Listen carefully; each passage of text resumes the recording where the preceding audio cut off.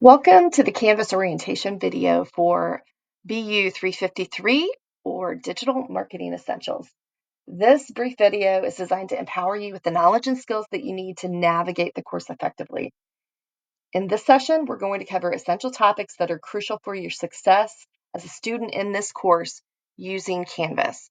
The first thing to understand is that this is a flipped classroom. So the time that we use in class on campus will be utilized primarily to be doing work. So you should have access to all of the reading, the lectures through this module. Those should be completed, and then you come to class and we work through some things together. So the first thing to do in all of your courses is to make sure you have your notifications set appropriately. It is your responsibility to check notifications and announcements, and staying informed about course updates, changes, or essential information like a cancellation of a class will help ensure that you're always up to date and prepared for what's coming. The way that you do that in all of your courses is to set your notifications. So you would go first to your account up in Canvas, and then it would bring out your profile and set your notifications. There are lots of different options, so that's a personal choice and kind of beyond the scope of this particular video. But if you need help, ask your instructor. So set those notifications to make sure on your phone and on your computer that you're getting notifications for when things are due, any changes, like for instance, maybe a class is canceled, because you don't want to miss out on those things. So next we're going to look at the initial information that you need to focus on as you get started. Start with the home page, make sure that you're in the right course, that you're seeing everything that you expect. And then I would recommend going to the module section. So St. Mary of the Woods has a template for undergraduate courses, so you should see a similar look in all of your courses. But for BU 353, I really want you to focus on the Welcome to Class and Begin Here, which provides a class overview of policies and expectations. So you'll see, I'll click here.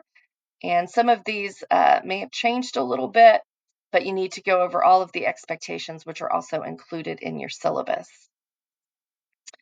And then there's instructor information.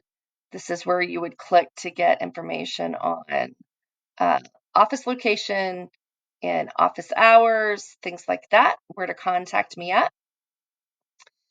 And then class resources, you will find a listing of PowerPoints and other resources throughout the course listed here, and a class question board where if there's a general question that you have or unsure about, post it here. It's not a graded discussion board, and if you've got that question, probably others do too, so we can post here and answer everybody's question at once. Then I would definitely, as you log in, move down to week 1 and take a look at the overview. Every week, you're going to be expected to go into the module for the week and look at all of the content provided and work through it. So if you're just going to grades and clicking on the assignment, you're not going to do well in this course because, again, it's a flipped classroom. And really, you should be doing this for all of your courses. Your instructors are providing information in the module. So look at your week 1 module, where you'll find the overview and to-do list. So it will have the topic, and then it will have the things that we're doing for the week.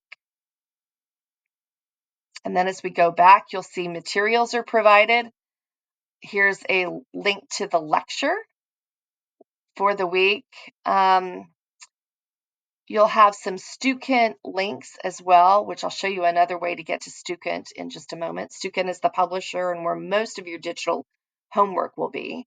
And then any other assignments that are going to be utilized for the week. So most of the assignments for this course are going to be through Stukent, but a few of them will be written projects, like a team project, and then sometimes a discussion board or something like that.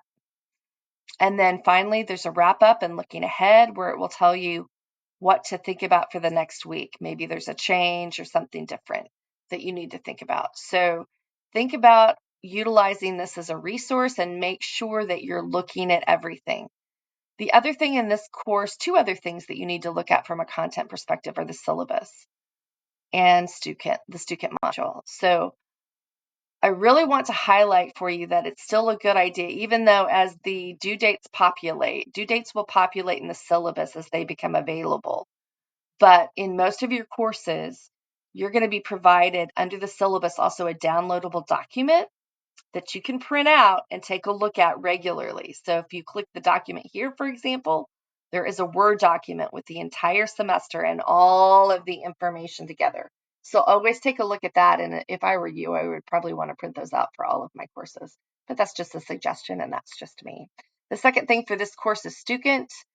You will need to enroll in the Stukent module. It is required. It's where most of the homework is. You shouldn't get this because, again, this is a test module. This should take you to Stukent and allow you to buy it. But if you have any technical issues, work first with the bookstore and then contact your instructor. All right. So we've talked about some of the initial information that you want to focus on as you get started.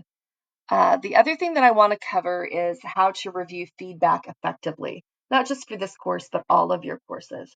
So feedback is vital for your growth and critical thinking and understanding. And what we find a lot of times is that the feedback that we provide to students, they don't read, which is not helpful for your growth as a student. So I'm going to show you where to look to ensure that you're making the most of the insights provided throughout the course. So what a lot of students do is they automatically go to the grades tab because you're going to see a notification that says, ooh, my instructor's graded something, right? And that's fine. Obviously, we're all interested in our grades. So you can see here as we scroll through, and again, yours is going to look differently. Here is what's been posted most recently. It shows me the notification where a lot of students stop. So it tells me I was a little bit late, but I got full credit. I got 7 out of 7 points. Students stop there. All of these other icons are showing you important information that you need to click on. So first of all, this shows you that there's a rubric. So if you want specific information on how the instructor graded you and where you got points docked so that you can do better next time, you need to click on that rubric. So here, and again, I played with the grading here. This is actually 7 points. I got a full 4 points, an advanced level on the quality, but I only got 3 points on the participation. And here's a comment from the instructor. You participated in the required assignment on time.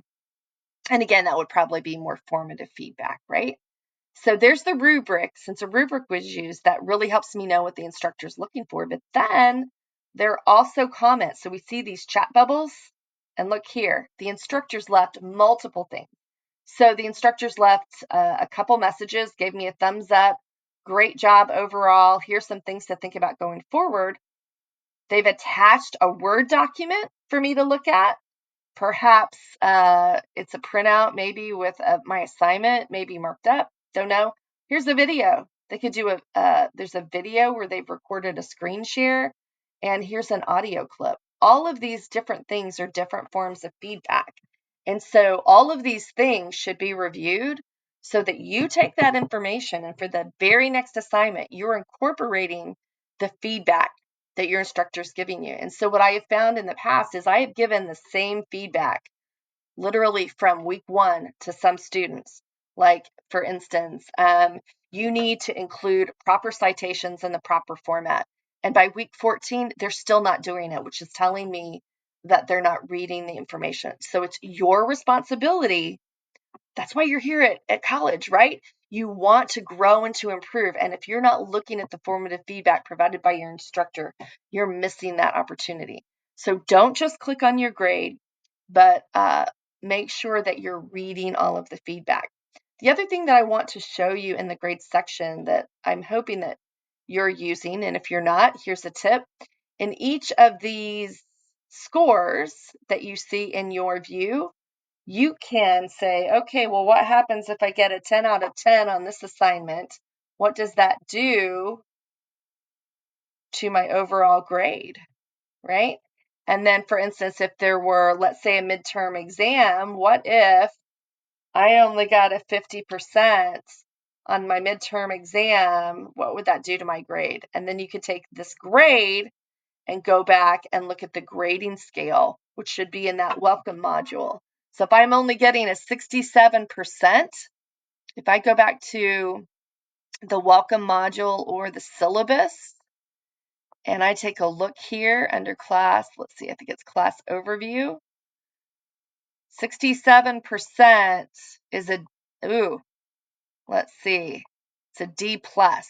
I want better than a D plus, so I need to shoot higher than that. So again, that's just a tip to help you basically manage your stress. So that brings us to the end of this brief orientation canvas for BU 353. I hope it's given you a solid foundation for navigating Canvas and utilizing a variety of features to help support your academic journey. You're in charge of your journey, so make the most of it. Now, let's get started. Have a great semester.